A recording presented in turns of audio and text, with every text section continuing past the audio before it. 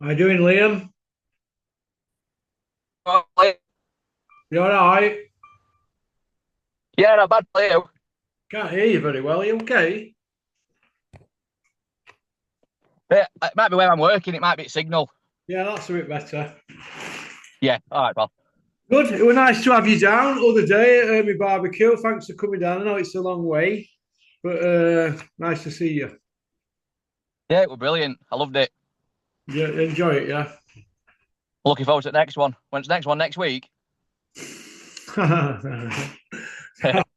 Probably when good weather comes, because I'm away, aren't I? That August wrote off, and then it's sort of going into autumn, then don't we? But I might have another one before winter or something. We'll see. Might be a coat job one, but definitely I'd have another one next summer. It were nice. We know Yeah, usually it was brilliant. Yeah, most barbecues I've had in the past have been up north and nobody's ate anything. Everybody been out the face, spewing all over the job and fucking shirts off, get your coat off, let's get at it, all that. Well, none of that, were there, mate? oh no, it were just very nice people. Ellis and his wife were really nice. Terry and Chris. Yeah, it was brilliant. Joe, it was Yeah. brilliant. Loved it. Yeah, nice to see you sat with Joe G talking boxing. Yeah, it was brilliant. That What do you think to Grub? it was brilliant, weren't it? Old Anthony knows what he's doing with that barbecue. It's fantastic, isn't it? Yeah, Okay. Well, he's there or thereabouts, isn't it? He's always in the mix. Sam Jones, aka the Jones boy. He's snuck in as DeBar's manager. What do you think to that? And then I'm going to give you my opinion, what I've just heard it last hour. I I can't believe it. What's Sam Jones ever done for anybody's career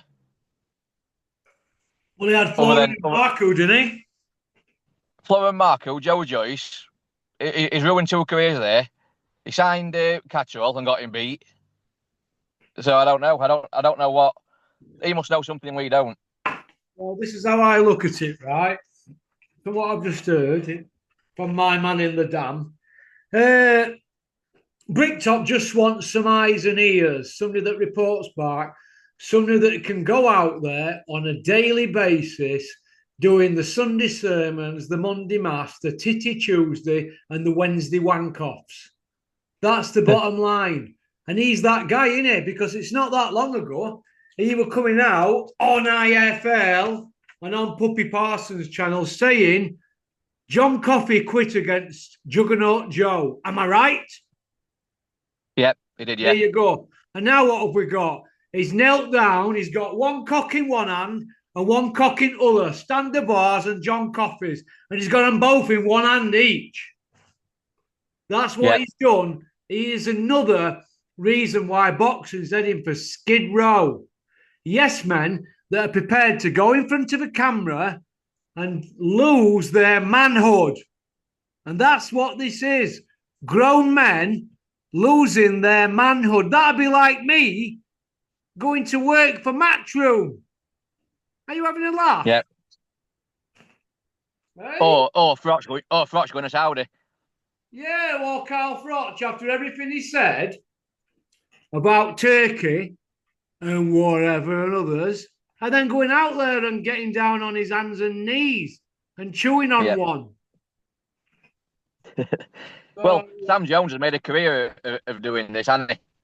absolutely embarrassing. 2 weeks ago, right, he was slagging off Adrian Mole, aka Benjamin Shalom, for not having no platform. And then yesterday he's on Talksport chewing him off because he might need to get some of his fighters on an undercard. Can you believe what we're hearing? Eh? No, I'm embarrassed to share a last name with Sam Jones. To be fair, but he's made a career of doing this basically. I mean, we all heard the voice notes, didn't we, when he was saying that he didn't want Catterall to fight Prograis because Prograis would write him off. Yeah. Uh, you got Joe Joyce battered. You got Listen, Catterall mate. beat. He sounds convincing and he could be very convincing to fighters and he could come out with things like, look, I've got Turkey's ear. Well, let me tell you this, Sam Jones. No, you haven't got Turkey's ear. You've not got his ear hole and you're nowhere near his arsehole. Not yet, anyway. But your job, Samuel Jones, aka the Jones boy, the fraud of boxing, is to go out there every single day spouting about how great John Coffey is across social media. That's your job, because are you telling me you're going to make the decision like managers are supposed to?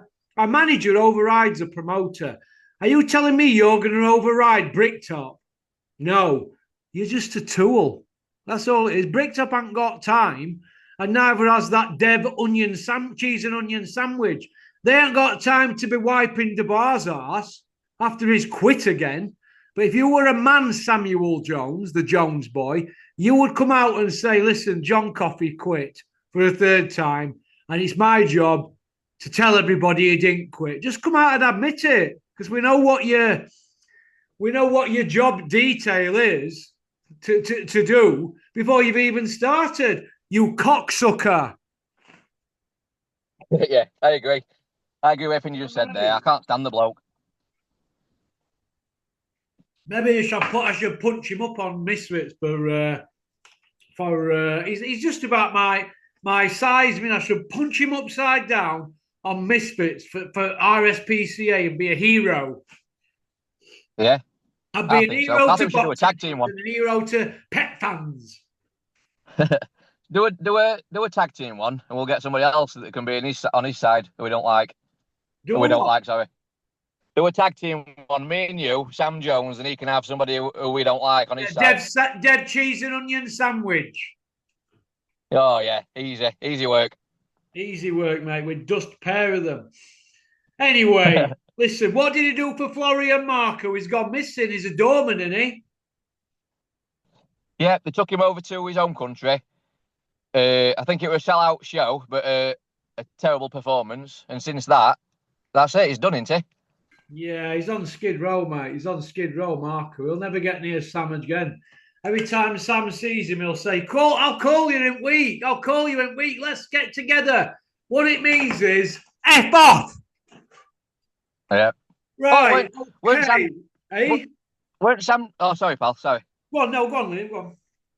I said, weren't Sam Jones Fisher's manager as well when he got put on Button Moon? Got rid of him, man.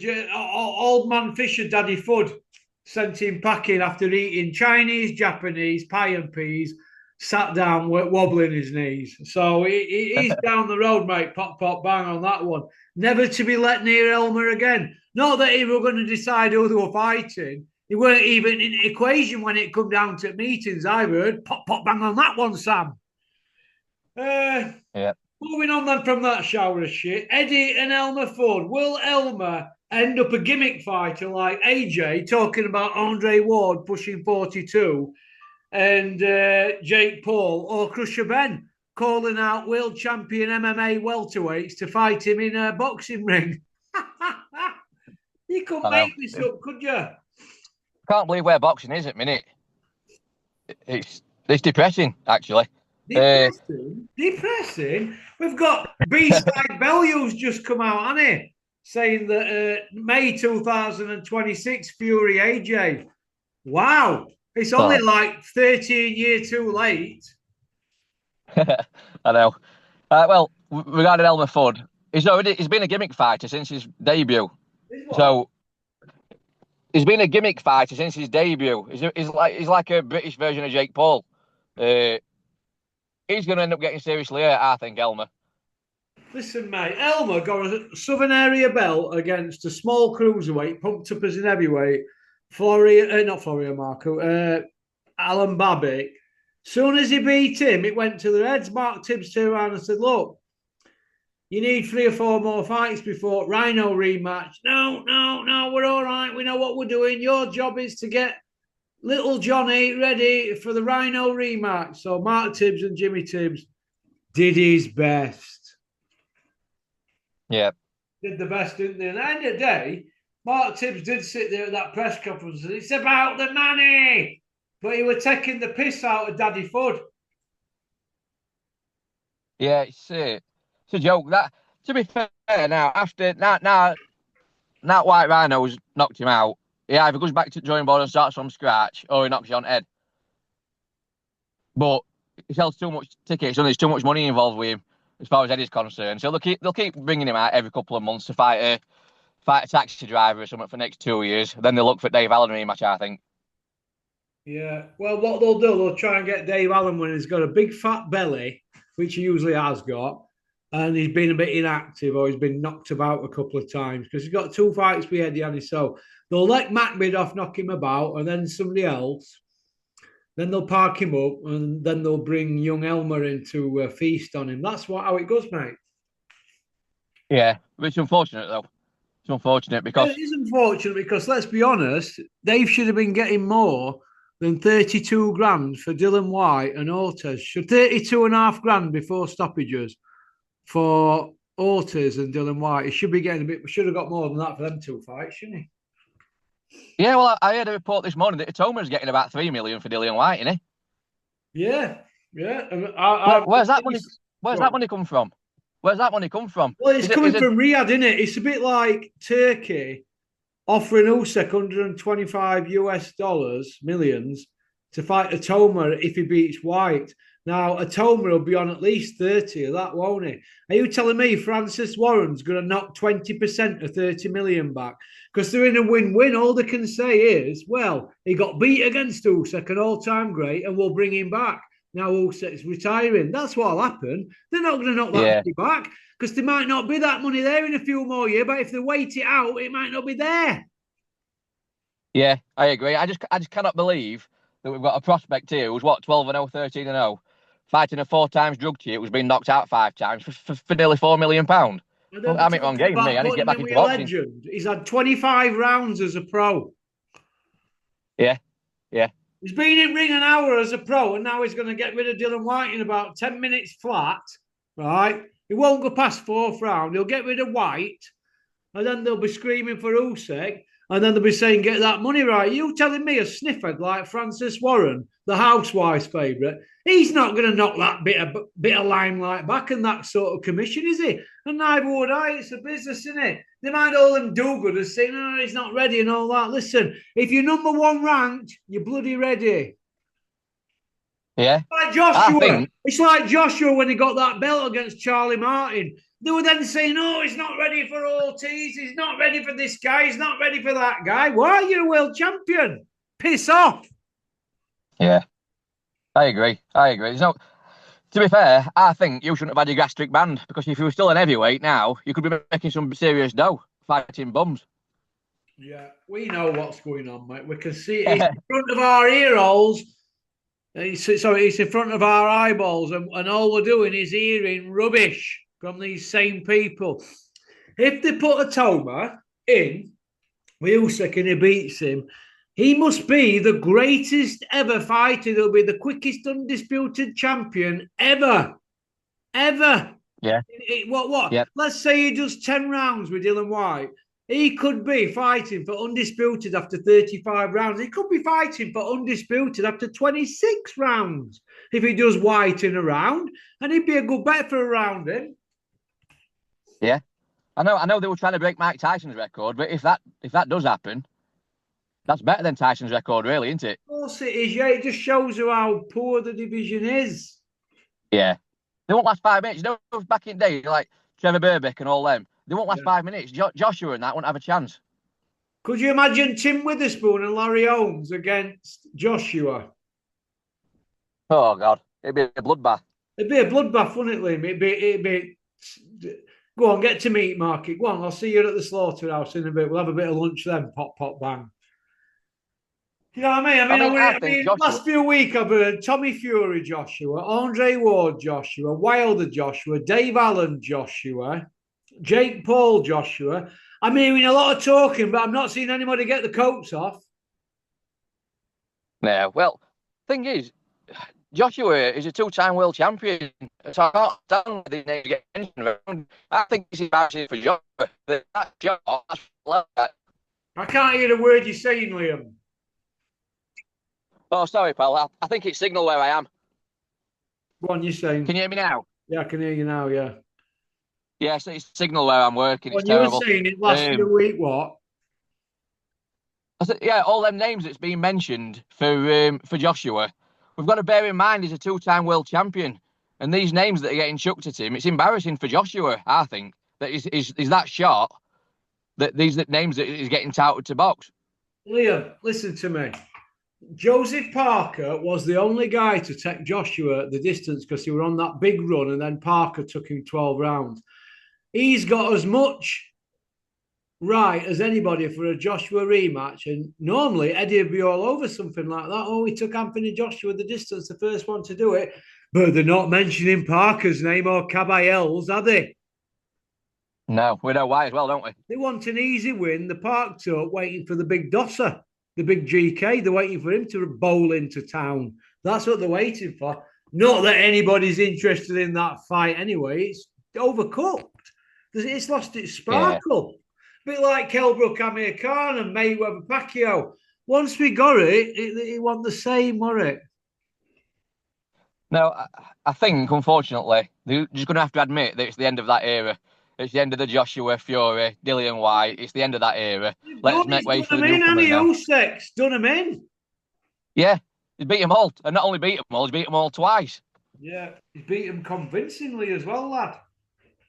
I think they need to take a step back and let the new ones come. Let your Fabio Wardleys and that step come through now onto the scene properly. You know, I think Wardley, although he's very limited with his power, he'd be able to sell some big shows out just the same as Joshua did. Yeah, I agree. I think they need to take a back step and let your newcomers do it. Coley, all them. Well, Coley's in talks to fight Caballero, isn't he, at the moment? Yeah, I think he'd beat Caballero. Well, let's hope Joe Gallagher can get a game plan out there for Lawrence to do Caballero. It's a tough fight, I think. But if he beats he's definitely warrants a title shot. Well, I think he warrants one anyway. He's a two-time world title holder, isn't he? Although he didn't look brilliant against Chris Billam-Smith, he's looked all right as an heavyweight, I think. Apart from, obviously, he got injured his last fight in first round. Yeah. But I think he should. I think next fight should be a world title shot. But it's just whether Usyk's belts fragment, which I think they will do. Okay. Well, listen. Thanks for coming on, Liam. You there, mate? Yeah, can you hear? Yeah, I could just about hear you. Listen, I'm going to get off, Liam, because your line's not the best, but it's nice to get your opinion on John Coffey's new manager, a.k.a. the Jones boy. He's always there or thereabouts. He gets where water gets. Cheers, mate. I know he does. I know. All right. Right. Well, that was Liam from Rotherham. Women love him and want to go for a pint with him, even though he don't drink. That's about it, really. Thanks for liking and subscribing and leaving a comment. Don't forget to click on the link pinned up in the comment section and have a little nosy at the Human Nutrients website. Oh, pop, pop, bang. Booyaka. Oh, and thanks for subscribing as well. And I'll see you when I get back in a week. Pop, pop, bang. Booyaka.